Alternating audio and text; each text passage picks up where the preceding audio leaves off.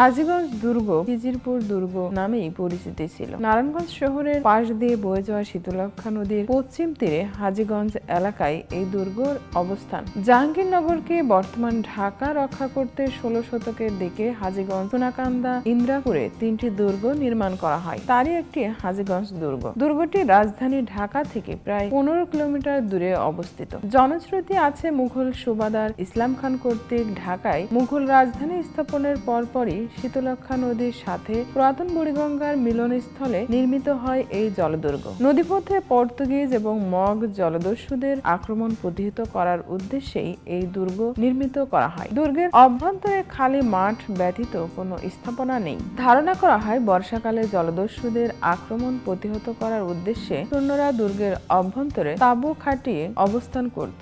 Mug ও Portuguese জলদস্যুদের আক্রমণ প্রতিহত করার লক্ষ্যে নির্মিত 3টি জলদুর্গ বা ট্রায়াঙ্গেল অফ ওয়াটার ফোর্ট গুলোর মধ্যে হাজীগঞ্জ অন্যতম। অপর দুটির মধ্যে একটি শীতলক্ষ্যার পূর্ব প্রান্তে বন্দরে অবস্থিত সোনাকান্দা দুর্গ নামে পরিচিত, অপরটি মুন্সিগঞ্জ শহরের ইন্দ্রাপুর দুর্গ নামে পরিচিত। 1610 খ্রিস্টাব্দে হাজীগঞ্জ দুর্গটি নির্মিত হয়। মনান্তরে মীর জুমলা কর্তৃক 1660 থেকে 1663 সালের মধ্যে নির্মাণের কথাও জানা যায়। প্রকৃত অর্থে দুর্গটি কে নির্মাণ করেছিলেন তা নিয়ে বেশ মতপার্থক্য রয়েছে। দুর্গের 4 কোণে 4টি বুরুজ এবং পঞ্চভুজ আকৃতির সীমানা প্রাচীরের দেওয়ালে বন্দুক দিয়ে গুলি করার ফাঁকা জায়গাও রয়েছে। প্রত্নতাত্ত্বিক অধিদপ্তরের অধীনে থাকা এই দুর্গটি বহুবার সংস্কার করা হলেও নিয়মিত রক্ষণাবেক্ষণের অভাবে বর্তমানে দুর্গটি বেহাল অবস্থায় পড়ে আছে।